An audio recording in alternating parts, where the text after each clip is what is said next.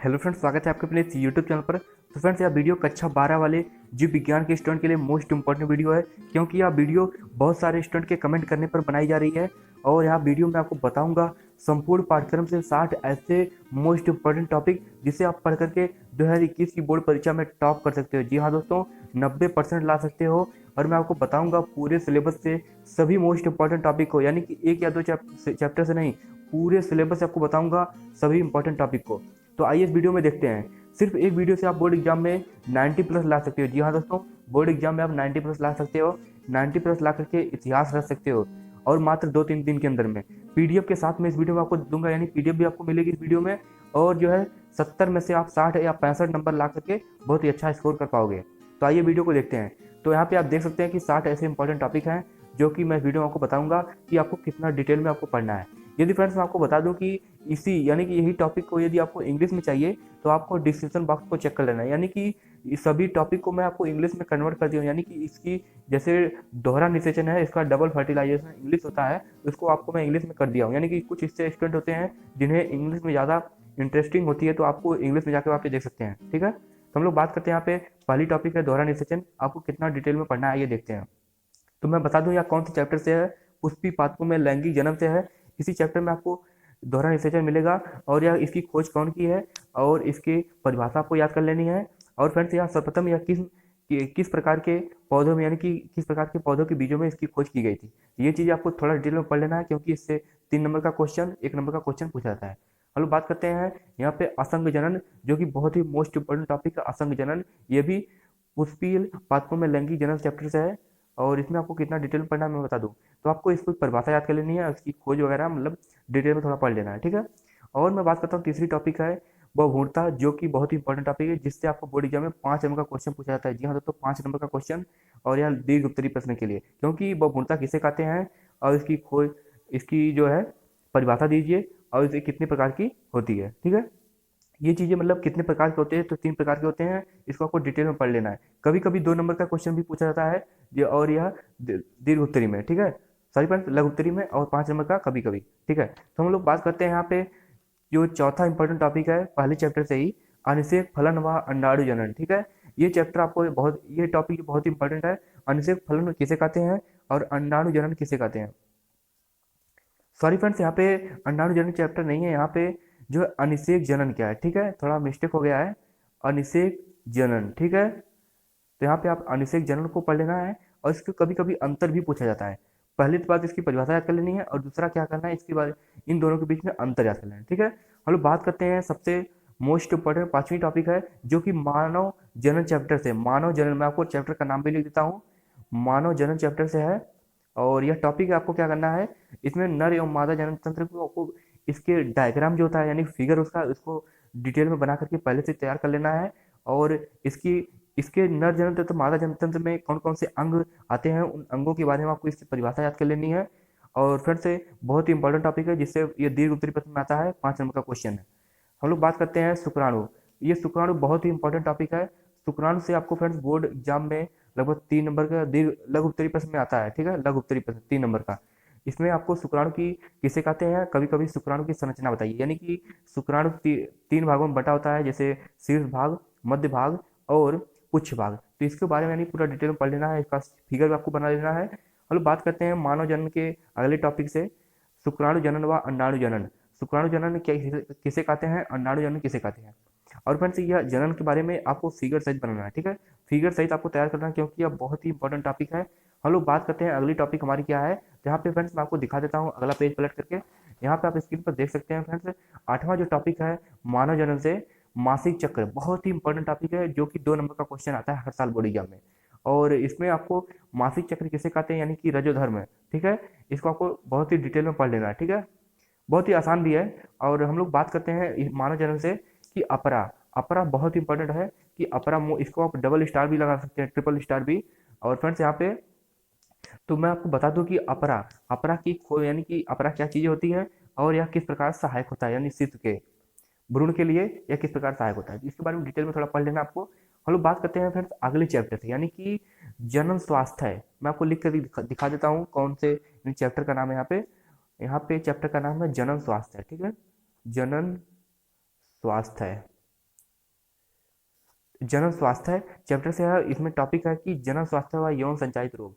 तो आपको बता दूं कि जनन स्वास्थ्य की आपको परिभाषा याद कर लेनी है, और यौन संचालित रोग में आपको 2-3 रोग का नाम याद कर लेना है। मैं आपको बता दूं कि जैसे उपार्जित जैसे होता है, मैं आपको यौन संचालित रोग में बहुत सारे ऐसे रोग होते हैं जैसे हीमोफीलिया, सॉरी फ्रेंड्स, यहाँ पे जैसे एड्स वगैरह हो गया, यानी कि जितने भी यौन से संबंधित रोग होते हैं जैसे एड्स हो गया, ये चीज़ें आपको याद कर लेनी है, ठीक है। हम लोग बात करते हैं फ्रेंड्स यहाँ पे परिवार नियोजन की विधियाँ, जो कि जनन स्वास्थ्य चैप्टर से ही है। और परिवार नियोजन की जो विधियाँ होती है, लॉन्ग क्वेश्चन का बहुत इंपॉर्टेंट है लॉन्ग क्वेश्चन। जैसे मैं आपको बता दूं कि 2 विधियाँ होती है, नसबंदी वगैरह जो होती हैं, तो उसको आपको याद कर लेना है, ठीक है। इसमें आपको यही मतलब थोड़ा सा डिटेल में थोड़ा पढ़ लेना आपको। हम लोग बात करते हैं इसी चैप्टर से चिकित्सीय सगर्भता समापन, जिसे हम लोग MTP भी कहते हैं, MTP भी कहते हैं, यानी कि इसका शॉर्ट फॉर्म है MTP, चिकित्सीय सगर्भता समापन, ठीक है।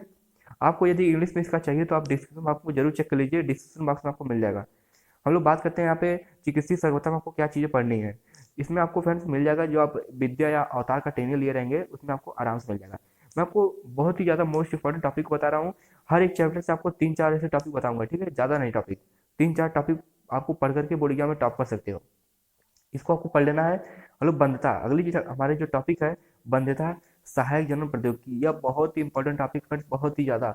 आपको यह बोर्ड एग्जाम में लगातार 3 बार से पूछा जा रहा है, यानी कि उसके पहले तो 2014 फिर 16 में पूछा गया था, लेकिन अब की बार जो है यानी कि 2019-20 लगातार पूछा जा रहा है, तो अब की बार क्या पता आ जाए। बहुत इंपॉर्टेंट टॉपिक है। इसको आपको यानी कि जितने भी टॉपिक बता रहा हूँ आप नोट करते जाइए, ठीक है। हम लोग बात करते हैं यहाँ पे बंध्याकरण, यानी कि बंध्याकरण क्या है, यानी कि जो IVF होता है उसको आपको परिभाषित करना है, जैसे पर्सनली शिशु किसे कहते हैं, तो उसमें कैसे आपको जैसे उपचार करके यानी कि उपचार करके दंपतियों को शिशु जन्म संतानें प्राप्त की जा सकती हैं, उसको आपको डिटेल में पढ़ लेना है, ठीक है। अपूर्ण प्रभाविता व सप्रभाविता, यह किस चैप्टर से है आपको बता देता हूँ। यह फ्रेंड्स है वंशागत एवं विविधता के सिद्धांत, ठीक है। इसमें आपको पढ़ लेना है।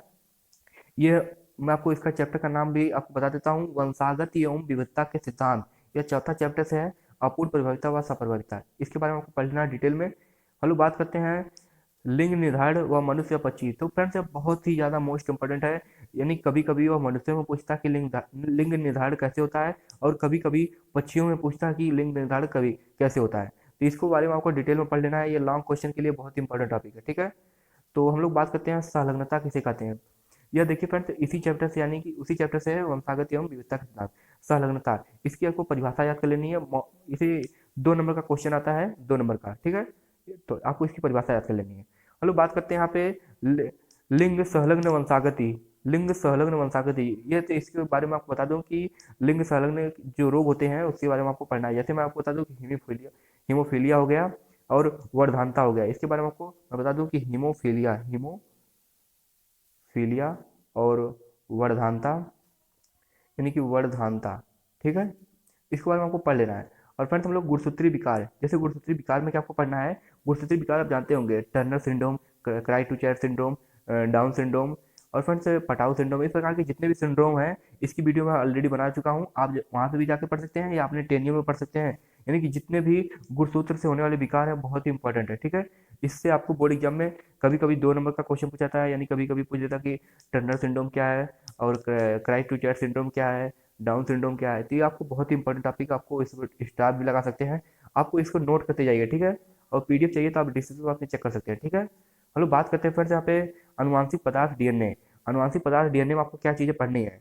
अनुवांशिक पदार्थ DNA में आपको फ्रेंड्स बता दूं कि इसमें आपको बहुत ही ज़्यादा थोड़ा गहराई से पढ़नी होगी, डिटेल में थोड़ा DNA क्या चीज़ है और अनुवांशिक पदार्थ को किस प्रकार उन्होंने, जिसके वैज्ञानिक जो है मतलब उसकी सिद्ध किए थे, किस प्रकार की DNA की अनुवांशिक पदार्थ है, इसको आपको डिटेल में पढ़ लेना है। हम लोग बात करते हैं यहाँ पे DNA की संरचना, ये DNA की संरचना आपको पढ़नी है, बहुत ही इंपॉर्टेंट है। जैसे द्विकुंडलित होता है ना इस प्रकार का, इस प्रकार का मतलब DNA थोड़ा होता है, तो इसको आपको डिटेल में थोड़ा पढ़ लेना है। हम लोग बात करते हैं फिर अगला जो चैप्टर, सॉरी फिर इसी चैप्टर में है DNA व RNA में अंतर, DNA और RNA के बारे में आपको डिटेल में पढ़ लेना है। RNA के बारे में तो बहुत ही इंपॉर्टेंट है कि क्योंकि RNA कितने प्रकार के होते हैं, और जैसे ये 3 प्रकार के होते हैं, तो उसको बारे में आपको डिटेल में लिखना होता है, तो या इसके अंतर को और RNA कितने प्रकार के होते हैं बहुत इंपॉर्टेंट, इसको आप जरूर पढ़िए, ठीक है। हम लोग बात करते हैं DNA पैकेजिंग, यह तो वेरी वेरी इंपॉर्टेंट है DNA पैकेजिंग, जो कि 3 साल से लगातार आ रहा है बोर्ड एग्जाम में। तो आपको ये बहुत इंपॉर्टेंट टॉपिक है, आपको इसको पढ़ लेना है, ठीक है। हम लोग बात करते हैं फ्रेंड्स अगला चैप्टर, यानी कि अगले चैप्टर से कौन सा इंपॉर्टेंट टॉपिक है। और फ्रेंड्स यहाँ पे देख सकते हैं कि वंशागत एवं आणविक आधार पर, ये वंशागत एवं आणविक आधार पर ये चैप्टर है अनुवांशिक कूट, ठीक है। और अनुवांशिक कूट के बारे में आपको, अनुवांशिक कूट किसे कहते हैं और इसकी विशेषताएं लिखिए, बहुत ही इंपॉर्टेंट है, ठीक है, इसे पढ़ लीजिए। मानव जीनोम प्रोजेक्ट है, मानव जीनोम प्रोजेक्ट, इसके बारे में आपको इसकी परिभाषा, और ये लॉन्ग क्वेश्चन के लिए फ्रेंड्स है, ये आपको दीर्घ दीर्घ उत्तरी प्रश्न के लिए ही है, इसके लिए आपको फ्रेंड्स 5 नंबर का क्वेश्चन मिलेगा, 5 नंबर का, बहुत इंपॉर्टेंट है। हम लोग बात करते हैं यहाँ पे 26वां जो टॉपिक है डीएनए फिंगरप्रिंटिंग, बहुत ही मोस्ट इंपॉर्टेंट टॉपिक है वंशागत आणविक आधार चैप्टर से, बहुत ही मोस्ट इंपॉर्टेंट डीएनए फिंगरप्रिंट। ये फ्रेंड्स हमेशा कभी कभी 2 नंबर में आता है, कभी कभी 5 नंबर के लॉन्ग क्वेश्चन में भी आता है। लॉन्ग क्वेश्चन में आपको क्या चीजें पूछा जाएगा, डीएनए फिंगरप्रिंटिंग किसे कहते हैं और इसके उपयोग लिखिए, इसलिए आपको 5 नंबर मिलेंगे। यदि कभी कभी पूछेगा डीएनए फिंगरप्रिंटिंग क्या है, बस आपको इसके 2 नंबर मिलेंगे, ठीक है। चलो बात करते हैं फ्रेंड्स अगले चैप्टर से। अगला चैप्टर हमारा क्या है, अगला चैप्टर है मानव स्वास्थ्य एवं रोग। मैं आपको लिख के दिखा देता हूँ, मानव स्वास्थ्य एवं रोग, ठीक है। आपको यहाँ पे थोड़ा लिखने में दिक्कत हो रही है, मानव स्वास्थ्य एवं रोग, ठीक है। ये चैप्टर से आपको कितने टॉपिक पढ़ने हैं, जो जो टॉपिक आपको बता रहा हूँ उसको आप नोट कर लीजिए। Malaria, dengue, typhoid, chikungunya, pneumonia, पेचिस, ठीक है। ये चीजें यानी कि इन रोगों के बारे में आपको सामान्य रूप से पढ़ लेना है, क्योंकि मानव स्वास्थ्य एवं रोग से बहुत इंपॉर्टेंट, ये बहुत इंपॉर्टेंट चैप्टर है। इससे आपको यही रोग के बारे में ही पूछा जाएगा और इसके बारे में आपको डिटेल में थोड़ा पढ़ लेना है, ठीक है। चलो बात करते हैं फ्रेंड्स इसमें किस तरह का क्वेश्चन पूछे जाएंगे। जैसे मान लीजिए मलेरिया रोग है, मलेरिया रोग किसे कहते हैं और मतलब मलेरिया रोग के कारक कौन है, ये किस प्रकार फैलता है और इसके लक्षण क्या है, इसके उपचार क्या है। तो यानी कि ये जो है, इसके बस आपको 3 चीज़ याद करनी है, इसके कारक और लक्षण, उपचार, यानी कि उपचार का मतलब कि इसका निवारण कैसे किया जाएगा। तो ये मतलब जितने भी आपको मैं बता रहा हूँ जो रोग हैं, इनको आपको अच्छे से तैयार कर लेना है। हम लोग बात करते हैं अगला टॉपिक हमारा प्रतिरक्षा क्या है। प्रतिरक्षा क्या है, यानी कि जन्मजात है और उपार्जित, यानी कि देखिए प्रतिरक्षा जो होती है कभी कभी जन्मजात भी होती है और उपार्जित, इसके बारे में आपको डिटेल में थोड़ा पढ़ लेना है, बस इसके लिए आपको परिभाषा आती है और बाकी मतलब डिटेल में ज़्यादा नहीं आता है, लॉन्ग क्वेश्चन नहीं आता है, शॉर्ट आंसर आता है। जैसे आपको 2 नंबर में पूछता है कभी कभी प्रतिरक्षा क्या है, तो आपको इसको याद कर लेना है। हम लोग बात करते हैं फ्रेंड्स यहाँ पे एड्स व कैंसर है। देखिए एड्स क्या होता है और कैंसर बहुत ही इंपॉर्टेंट टॉपिक है और बहुत ही आसान भी है, ठीक है। इसकी वीडियो बन चुकी है, आप वहाँ पे यहाँ पे देख सकते हैं या तो अपने कॉपी में देख सकते हैं, ठीक है। ये मानव स्वास्थ्य में रोग से ही है। हम लोग बात करते हैं फ्रेंड्स यहाँ पे अगली टॉपिक जो कि मानव स्वास्थ्य एवं रोग से बहुत ही इंपॉर्टेंट टॉपिक, बहुत ही ज़्यादा इंपॉर्टेंट टॉपिक है कि नशीले पदार्थ व प्रभाव, यानी कि नशीले पदार्थ क्या चीज़ होते हैं, जैसे अफीम, गांजा, चरस, अफीम हो गया, हीरोइन, इस प्रकार के जो होते हैं इस नशीले पदार्थ होते हैं और इसके प्रभाव क्या होते हैं। जैसा कि आपको प्रभाव भी पता होगा, बहुत ही सिंपल है इसका प्रभाव, कि मतलब लोग चक्कर वगैरह, मतलब कैंसर, किडनी वगैरह खराब हो जाती है, तो आपको बना बना के लिख सकते हैं, आप पढ़ेंगे नहीं तब भी चलेगा, लेकिन थोड़ा पढ़ लेंगे तो आपको आसानी होगी लिखने में। हम लोग बात करते हैं फ्रेंड्स अगले चैप्टर से। अगले चैप्टर से कौन सी इंपॉर्टेंट टॉपिक है, तो अगला चैप्टर का नाम है मानव स्वास्थ्य, सॉरी फ्रेंड्स, मानव कल्याण में सूक्ष्म जीव, मानव कल्याण में सूक्ष्म जीव अगले चैप्टर का नाम है और इससे इंपॉर्टेंट टॉपिक है मानव कल्याण में सूक्ष्म जीव। और फ्रेंड्स ये उदाहरण सहित आपको पढ़ना है, यानी कि मानव कल्याण में कौन से सूक्ष्म जीव हैं, जैसे दही को दूध में, दूध को फ्रेंड्स दही में लैक्टोज, लैक्टोज जीवाणु मतलब बदलते हैं, उसी प्रकार मतलब जितने भी, जैसे मान लीजिए पनीर वगैरह जो है, जो कुछ भी है उसको जीवाणु सूक्ष्म जीव ही बनाते हैं, तो उसमें आपको कौन सा योगदान है मानव कल्याण में, उसको आपको डिटेल में थोड़ा पढ़ लेना है। हम लोग बात करते हैं फ्रेंड्स यहाँ पे वाहित मल, ठीक है। वाहित मल आपको इसमें भी क्या क्या चीज़ें पढ़नी है, इसकी परिभाषा पढ़ लेनी है, ठीक है। हम लोग बात करते हैं जैव उर्वरक। जैव उर्वरक या थोड़ा लॉन्ग क्वेश्चन में कभी कभी आता है, कभी कभी 60 आंसर भी आता है, कभी कभी 60 प्रश्न में भी, तो आपको इसको पढ़ लेना है। हम लोग बात करते हैं फ्रेंड्स यहाँ पे अगला चैप्टर हमारा है, अगला चैप्टर का नाम है जैव प्रौद्योगिकी सिद्धांत एवं प्रक्रम। देखिए फ्रेंड्स में आपको कभी कभी कन्फ्यूजन होगा कि आपको जैव प्रौद्योगिकी 2 चैप्टर है, ठीक है, वो जैव प्रौद्योगिकी सिद्धांत एवं प्रक्रम और जैव प्रौद्योगिकी एवं उसके उपयोग, ये 2 चैप्टर हैं, लेकिन आपको मैं बता रहा हूँ जैव प्रौद्योगिकी एवं सिद्धांत एवं प्रक्रम से। तो यहाँ पे ये टॉपिक है प्लाज्मिड। प्लाज्मिड के बारे में आपको थोड़ा डिटेल में पढ़ लेना है, क्योंकि इससे बहुत ही ज़्यादा क्वेश्चन आते हैं कभी कभी बोर्ड एग्जाम में, ये कभी कभी 5 नंबर में, कभी कभी 3 नंबर का क्वेश्चन भी आता है, तो ये बहुत मतलब इंपॉर्टेंट टॉपिक है, आपको जरूर पढ़ना है। हम लोग बात करते हैं फ्रेंड्स यहाँ पे अनुवांशिक एवं अभियांत्रिकी, इसके इसके मतलब मानव कल्याण में इसके कौन से मतलब प्रयोग किए जाते हैं या किस प्रकार मतलब उपयोगी है, इसको आपको पढ़ लेना है। हम लोग बात करते हैं बायो रिएक्टर। बायो रिएक्टर से आपको पढ़ लेना है और इसकी मतलब परिभाषा आपको मतलब बस इसको परिभाषा आपको पढ़नी है, 2 नंबर का क्वेश्चन आता है। और हम लोग बात करते हैं फ्रेंड्स यहाँ पे पीसीआर, ये कैरी मुलिस जो किए थे पीसीआर की खोज, यानी कि डीएनए फिंगरप्रिंटिंग के लिए। तो यहाँ पे प्रतिबंधन एंजाइम, जो कि बहुत ही इंपॉर्टेंट टॉपिक है, प्रतिबंधन एंजाइम आपको पढ़ लेना है। हम लोग बात करते हैं फ्रेंड्स अगले चैप्टर से, यहाँ पे कौन सी इंपॉर्टेंट टॉपिक है। तो यहाँ पे आप पढ़ सकते हैं स्क्रीन पर कि gel electrophoresis, gel gel electrophoresis. यहाँ पे आपको क्या चीज़ें पढ़नी है। तो यहाँ पे मैं आपको बता दूं कि इसमें आपकी जो परिभाषा होती है इसको पढ़ लेना है। और ये थोड़ी बहुत ही ज़्यादा इंपॉर्टेंट टॉपिक नहीं है, तब भी आपको पढ़ लेना, क्योंकि मैं आपको 60 ही ऐसे पूरे चैप्टर्स बता रहा हूँ टॉपिक जो आपको पढ़ना है, ठीक है। तो इसको आप जरूर पढ़ लीजिए। जैव प्रौद्योगिकी व उसके उपयोग। इसमें फ्रेंड्स मैं आपको बता दूं कि यह चैप्टर का नाम है जैव प्रौद्योगिकी एवं उसके उपयोग, लेकिन उसमें भी एक हेडिंग पाई जाएगी, जैव प्रौद्योगिकी एवं उसके उपयोग, ठीक है। इस हेडिंग को आपको जरूर पढ़ना है, ठीक है। ये बहुत ही इंपॉर्टेंट टॉपिक है। जैसे इस चैप्टर में सबसे इंपॉर्टेंट टॉपिक है पारजीनी जंतु। इसको हमेशा हर साल बोर्ड एग्जाम में आता है कि पारजीनी जंतु किसे कहते हैं, यानी कि पारजीनी एनिमल्स किसे कहते हैं। तो आपको इसको पढ़ के जरूर जाना है।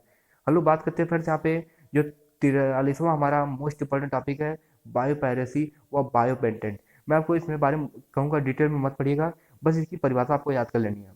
इसकी परिभाषा सिर्फ पढ़नी है, परिभाषा। हम लोग बात करते हैं फ्रेंड्स अगली इंपॉर्टेंट टॉपिक क्या है इसी चैप्टर से। चैप्टर का नाम है जैव प्रौद्योगिकी एवं इसके उपयोग।